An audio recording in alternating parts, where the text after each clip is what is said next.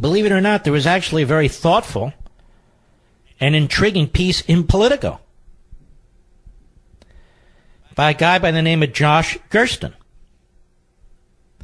And this is something I think you're going to want to hear. But test me on that. Take a listen. The headline is, Sleeper Case Could Torpedo Mueller Report. It might even keep the special counsel from sending a report to Congress, shaking Democrats' hopes that such a document could provide the impetus for impeachment proceedings. Oh, what's this all about, I wondered. A little-noticed court case stemming from the apparent murder of a Columbia University professor 6 decades ago could keep special counsel Robert Mueller from publishing any information about the Trump campaign and Russia that he obtains through a Washington grand jury. The substance of the case is entirely unrelated to Mueller's investigation into whether any of President Trump's associates aided Russia's efforts to intervene in the 2016 election, they write. But if a Washington appeals court set to hear the murder-related case next month sides with the Justice Department,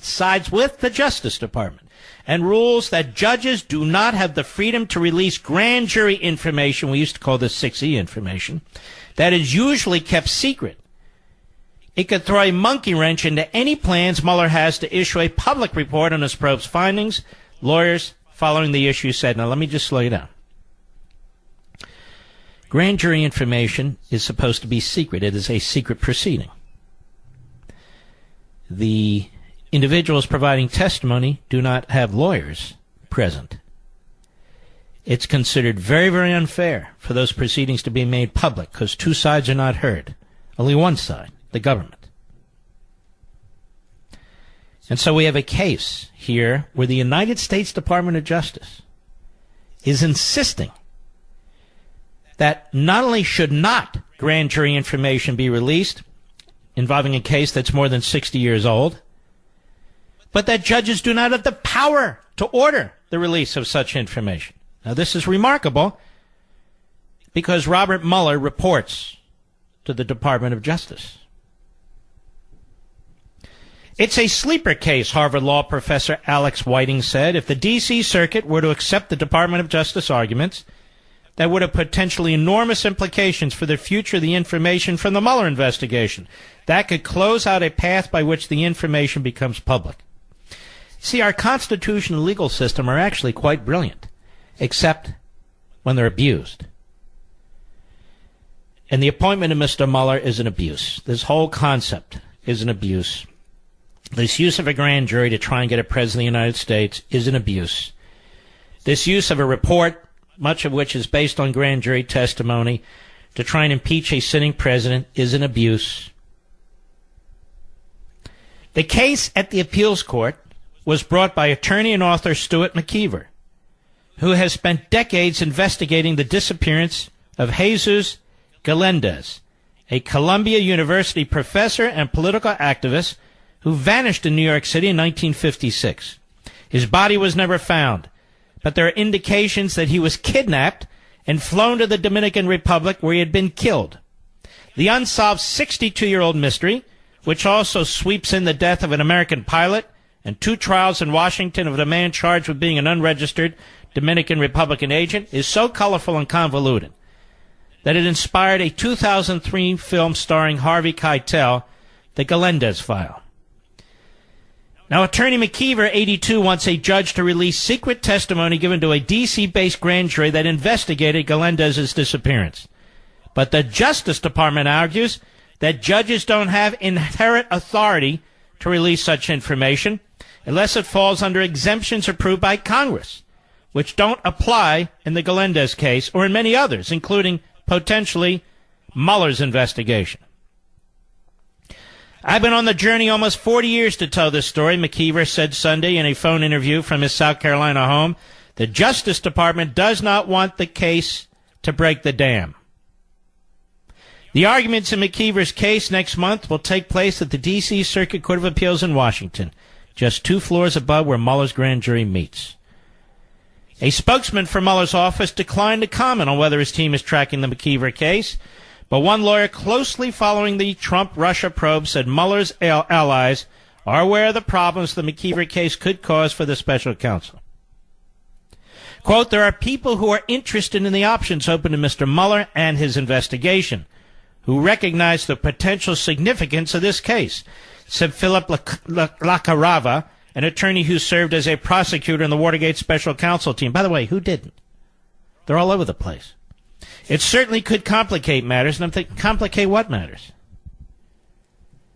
Is not the special counsel supposed to deliver his report to the Deputy Attorney General of the United States? He doesn't deliver his report to Congress. So why would it complicate Mr. Mueller's situation? It would make it impossible, or at least legally impossible, practically it probably got leaked, for Mr. Rosenstein to release the report to Congress. The ball would fall in his court. But why is it complicated for Mr. Mueller, unless he has planned all along to develop an impeachment report? The article goes on. If the Democrats win control of the House in November, the whole debate is likely academic. In that scenario, the House Judiciary Committee could subpoena any report as part of an impeachment inquiry. A judge would likely approve the request because of a D.C. Circuit ruling in 1974 that approved transmission of a report to the House on President Richard Nixon's actions in Watergate. It's if Republicans keep the House and there's no such subpoena that the McKeever decision could take on added importance. At issue is a federal court rule that governs grand jury secrecy and lays out several exceptions permitting disclosures. There is no exception in the rule that explicitly authorizes a report to the public or to Congress for potential use in impeachment proceedings, nor should there be.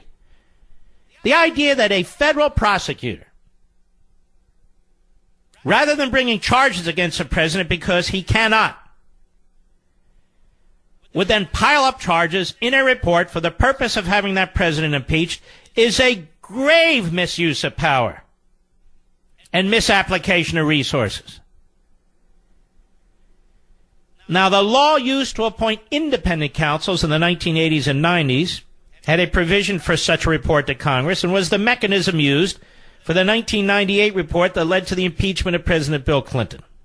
However, that law expired in 1999. Mueller was appointed under Justice Department regulations that are similar to the earlier statute, but there's no provision in those rules that ensures secret grand jury testimony can be made public, as there was under the old independent counsel law. Trump lawyer Rudy Giuliani has said Mueller's office is preparing a report on his findings, but the exact mechanisms by which it would be disclosed is unclear. Experts on grand jury secrecy say the public assumption that Mueller can simply publish his conclusions could be wrong, especially if the appeals court sides with the Justice Department in the McKeever case next month. The question of how information obtained by Mueller in his investigation will ultimately become public is a pressing one. And it's a complicated question, said Professor Whiting of Harvard. And adding to the political drama around the McKeever case, the judges drawn to decide it, the three-judge panel announced by the court last week leans Republican. That means nothing, which is unusual since most of the D.C. Circuit's active judges are Democrats. And that's because, ladies and gentlemen, what Obama did and Harry Reid did and the Democrats did in the Senate was they packed that court. They added 3 more seats, as I recall, so Obama could appoint them. You believe that? In addition, the panel will include the appeals court's only Trump appointee, Judge Greg Katsas. Also assigned to the case, Judge Douglas Ginsburg, a Reagan appointee, and Judge Sri Srivansan, I guess, an Obama appointee. The McKeever case is already affecting another politically sensitive disclosure fight, a pending request from CNN for access to records of various grand jury court battles during the Clinton years. Last week, the Justice Department agreed to release a special master's report from one of those cases. The report detailing an investigation into alleged grand jury leaks did not mention Brett Kavanaugh, the Trump Supreme Court nominee, and it goes on. So CNN is trying to take down Kavanaugh, of course. CNN is trying to take down Kavanaugh. CNN has had no interest, really, in the Russian collusion on the Hillary side, anything to do with the Russian Hillary espionage activity, nothing to do with any of that. CNN has been flat-footed, of course. The issue with grand jury testimony, and it's keeping it secret is very, very important. Congress has laid out the conditions in which it can be made public, which are few and far between. Again, this goes to our justice system. Will our justice system be changed in order to punish Trump? I've heard it said a lot that Trump is attacking the justice system. So a buddy of mine texts me and he says, no, it's the justice system attacking Trump. And when you look what's going on in the Southern District of New York, how they hooked in these campaign issues, didn't have a trial on the campaign issues, no debate over the so-called criminality or criminal nature of those particular statutes. You get Cohen to buckle. His lawyer happens to be Lanny Davis. I mean, this is a setup passed on by Mueller to the career head of the U.S. Attorney's Office in Manhattan, because the U.S. Attorney has recused himself, much as Sessions has recused himself. Then you look at this investigation involving Mueller. And obviously it has almost nothing to do with Russia. Oh, yeah, I know he's indicted some Russians, but they're never going to see the inside of a courthouse or a federal prison. Now, Mr. Mueller has spent millions and millions of dollars. He's hired an enormous staff, most of whom are partisan Democrats. You know what a prosecutor, a true professional would do at this point? He'd issue a report. And he'd issue a report saying, we found no Russian collusion with the Trump campaign. Nothing significant. Nothing that interfered. Nothing that affected the result. The American people should feel gratified and reassured that that did not occur. Instead of trying to set up a president of the United States. Now, why would he try to set up a president of the United States? Why? Because that president dared to fire his best friend, James Comey. I'll be right back. All right. Lots going on here. There's another great editorial, but you won't read it because it's not the Washington Post and the New York Times, so you won't hear about it in the media. And it's in the Pittsburgh Post-Gazette. And they point out, let the people decide. A special prosecutor shouldn't negate an election. Now, what's interesting about this is a point that is underscored in those two memos I often talk about from the Department of Justice, that there's only one way to remove a president. Only one way provided by the framers of the Constitution. And are we a constitutional republic or not? And there's no provision in our Constitution for a special prosecutor or a special counsel. And they're not that special. They should be called rogue prosecutors and rogue counsel. And for a president to have to deal with a prosecutor who's trying to write a report based on secret grand jury information in order to remove him from office by providing that information to the House of Representatives ultimately really is a bastardization of our system. You cannot impeach a president on events that occurred before he was president. That is the precedent, and the left loves precedents, except when they disagree with them, with Vice President Collier, that case in 1873. We talked about that. There have been judges who have been impeached and removed for events that took place prior to the time that they were confirmed. But in one notorious case in particular, that nominee as a judge withheld information from the Senate Judiciary Committee, so they didn't learn about it. But judges are treated differently, and they were considered different for impeachment purposes by the framers of the Constitution. They spent most of their time talking about what to do about a president. There is serious doubt that 6E, or grand jury information, secret grand jury testimony, can be used in a public report. So that's the second point, but we need to keep in mind. Issue of obstruction of justice. Well, a president cannot obstruct justice by committing the act of taking steps that are permitted under the Constitution. You can't obstruct justice if you're president by taking steps that embrace your prerogatives. So, president cannot obstruct justice in doing so. So what's left? Russian collusion.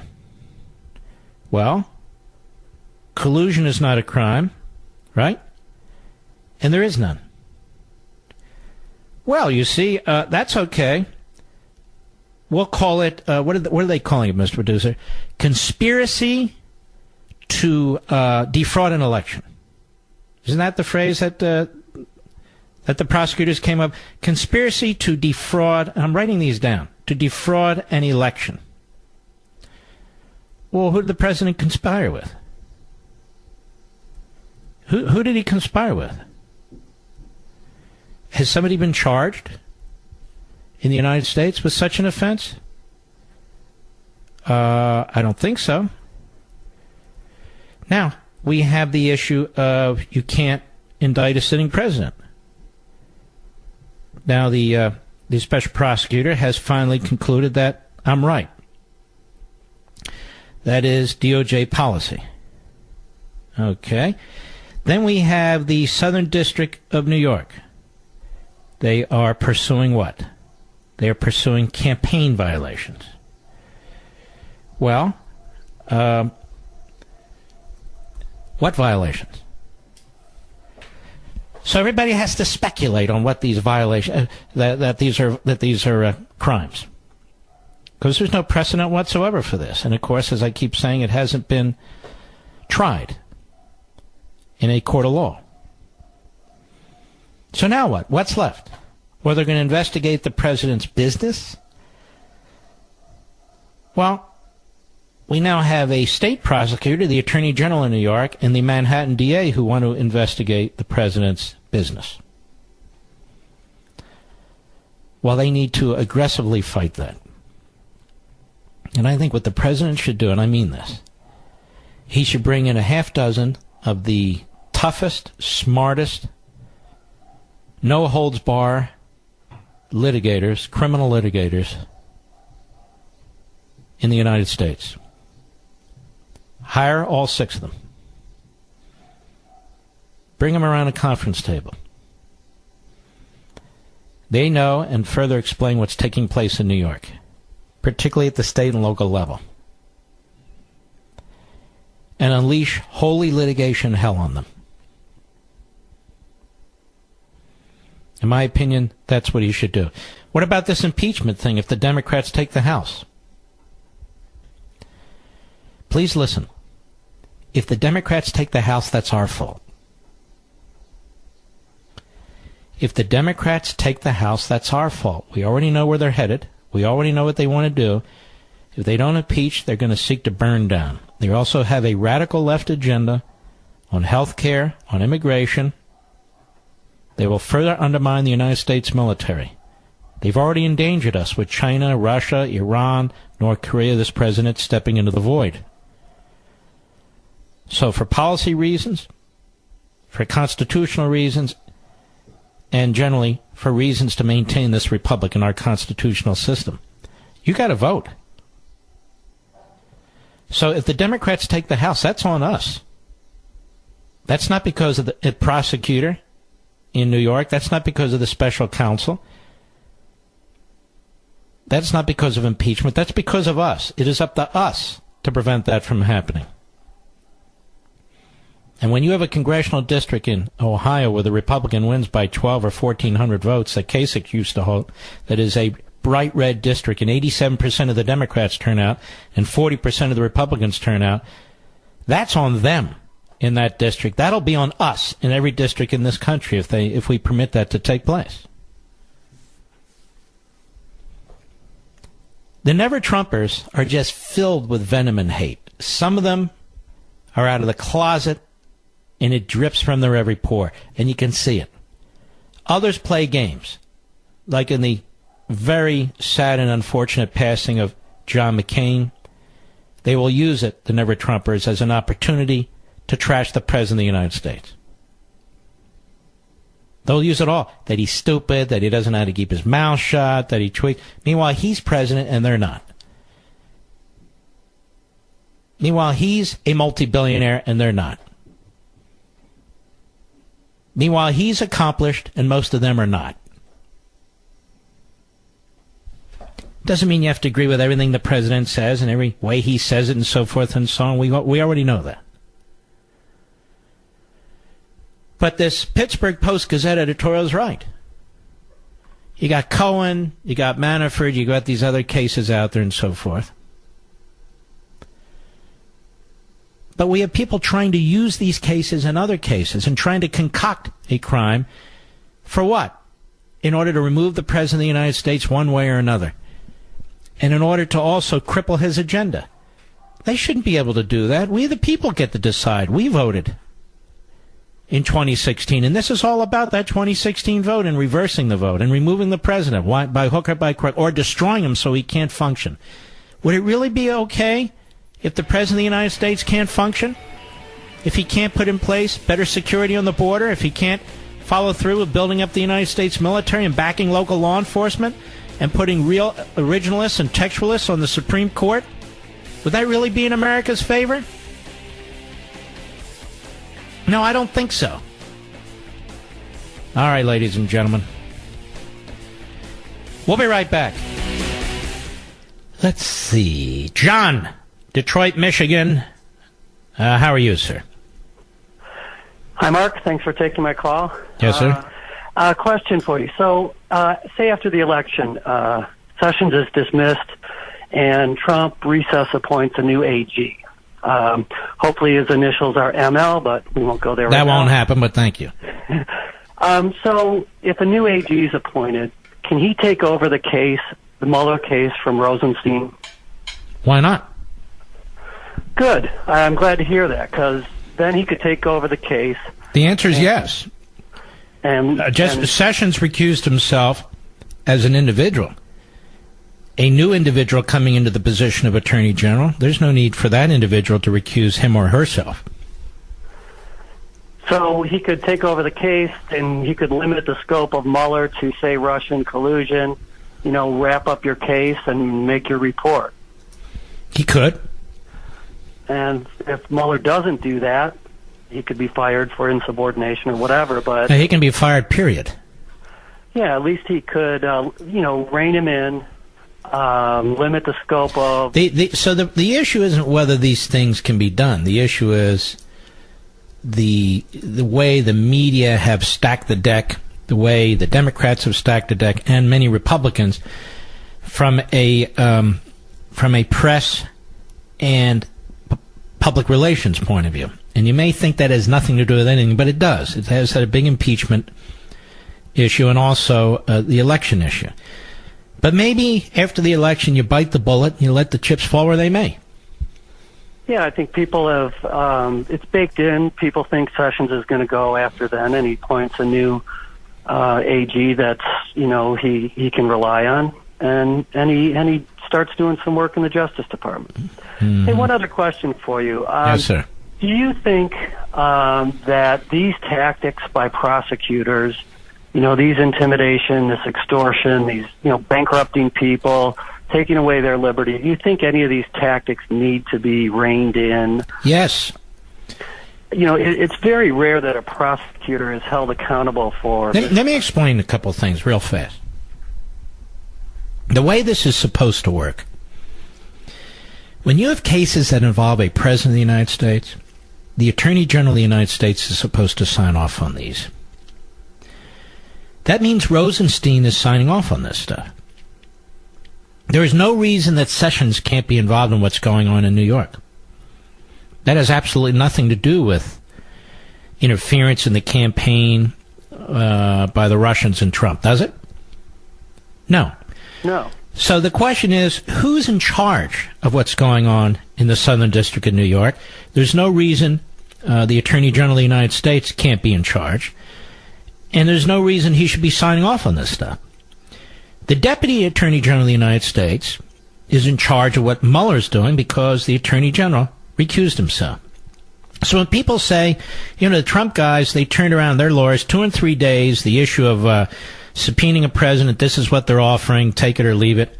Why does it take Mueller 2, 3, 4 weeks? Because Mueller is working with Rosenstein, his boss, to figure out what to do. So, you see, these guys are not supposed to be rogue. These guys are supposed to be managed, and they're not being managed. Or in the case of Rosenstein, they're being prodded to do these things. See what I'm saying? Yeah. Well, it gives me some hope that after the election, I think, a new AG can be appointed. That's, I don't know if they're going to... And he can make a recess appointment and put basically anybody he wants in there. Yeah. All right, my friend, out of time. I appreciate your excellent call. We'll be right back. Mark Levin. Cindy, Fort Myers, Florida, on the Mark Levin app. Go right ahead, please. Hi, I just want to say how much I appreciate you and appreciate your program. It's Thank you. Very helpful. Thank you. And my question is could you explain why it is classified, that scope memo that Rosenstein gave to Mueller that Judge Ellis insisted on seeing before he proceeded on the trial with Manafort? Well, we can only guess.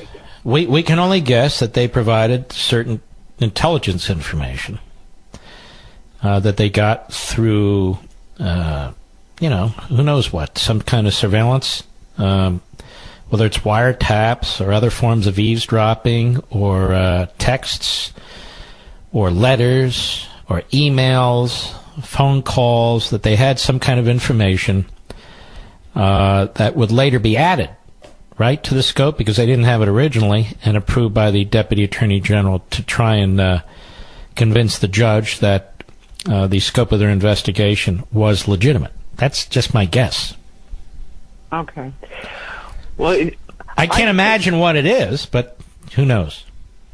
Okay. Well, thank you very much. All right, you take care.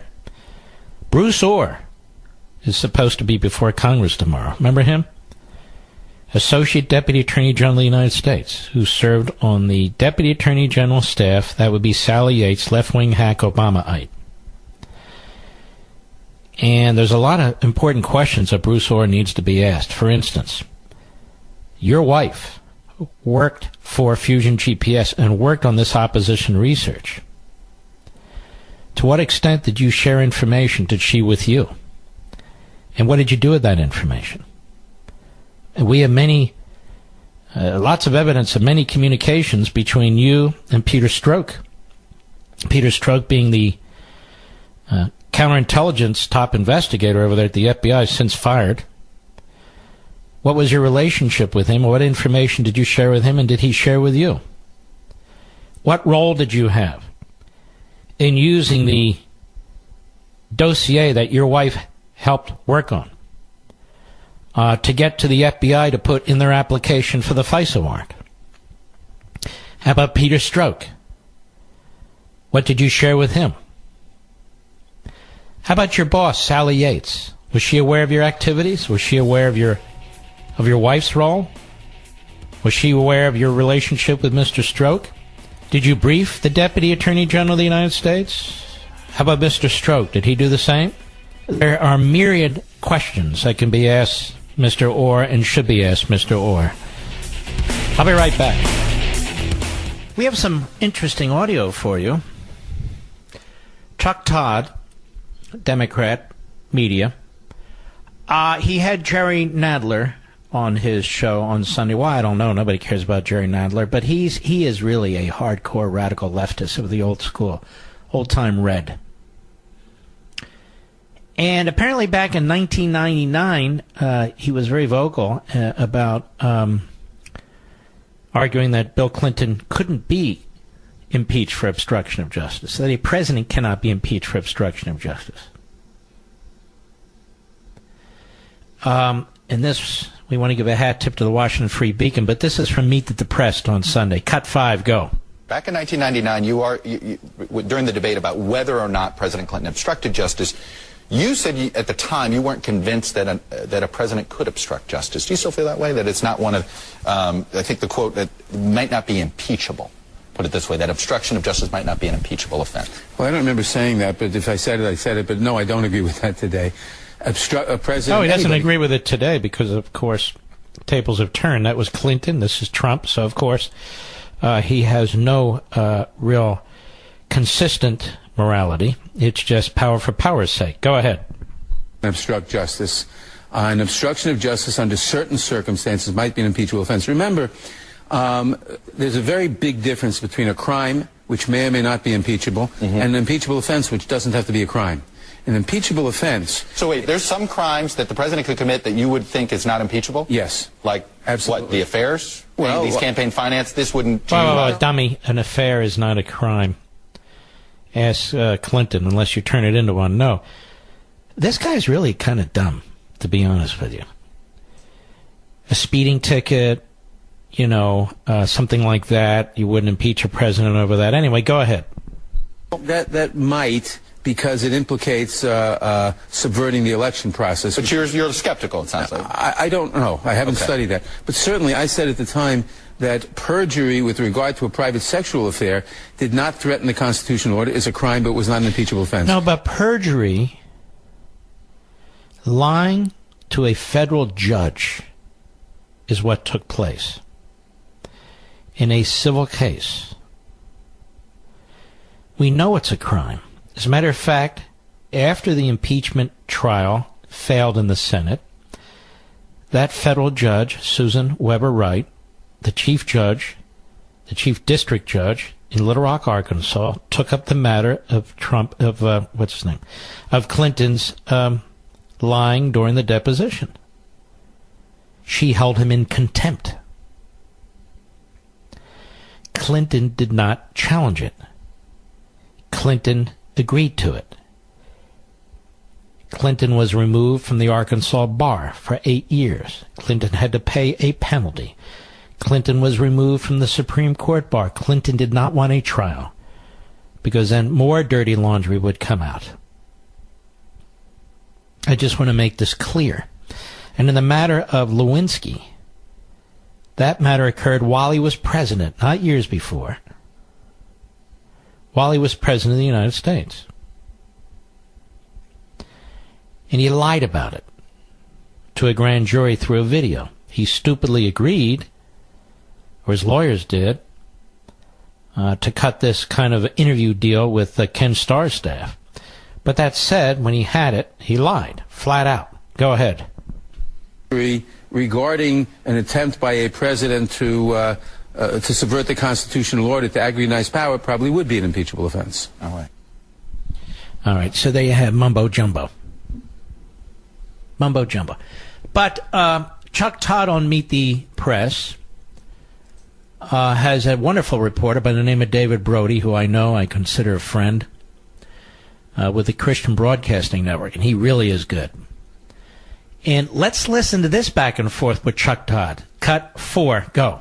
Look, I think one of the best things going in Donald Trump's favor, we know this, is the mainstream media. I hate to say it. I know I'm sitting on a Meet the Press roundtable, but the truth of the matter is 62% think the media is biased. So in other words, if you look at the approval rating of Donald Trump, the conservative echo chamber created that environment. It's not.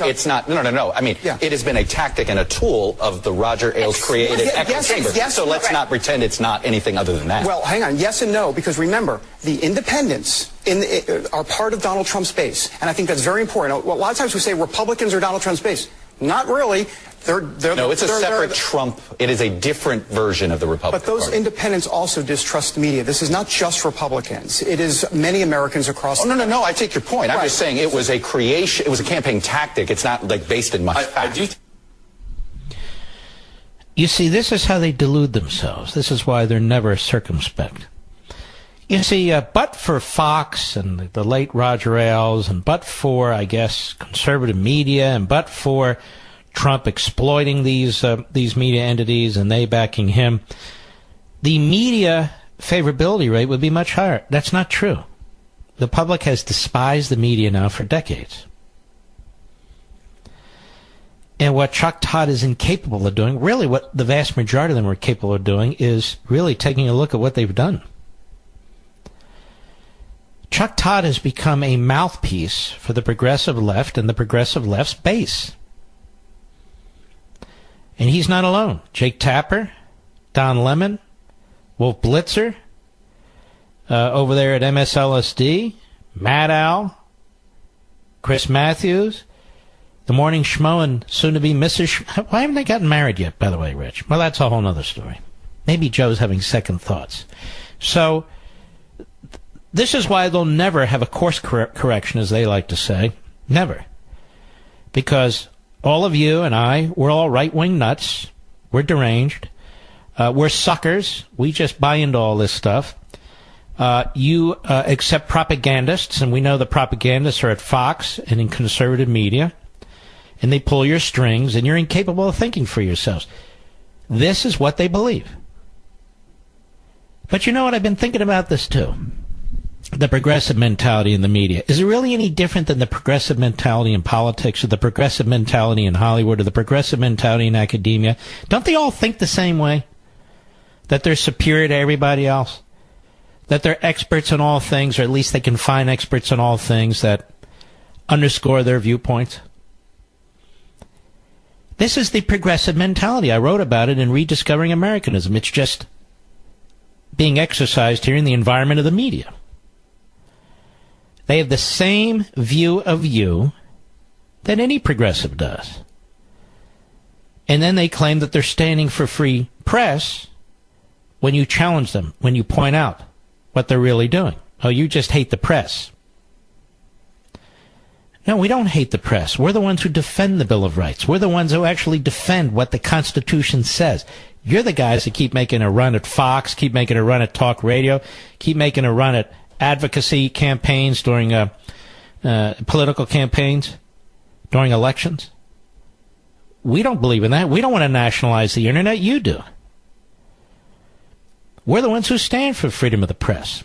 They're the ones who control the college campuses and try and squelch people who disagree with them, squelch the various speakers that can come up and so forth. They do that. We don't do that. It's the same progressive mentality. Listen to me, because this is the bottom line. It's the same mentality that says you don't know what kind of health care to buy. You're a racist and a bigot, which is why you will not allow open borders, or you oppose open borders. That you're an imperialist and colonialist, which is why you support a strong military. And then in the end, you believe in white privilege because you believe in the Constitution that was written by what? Several of them were slave owners. The progressive mentality is a mentality that they are superior to us. They don't believe in equality. They don't believe in individualism. They don't believe in the debate of ideas. They're smarter than us. And yet I would take Chuck Todd on anything. History, philosophy, economics, mathematics, whatever he wants. Because he's so smart. I'll be right back. Mark Levin.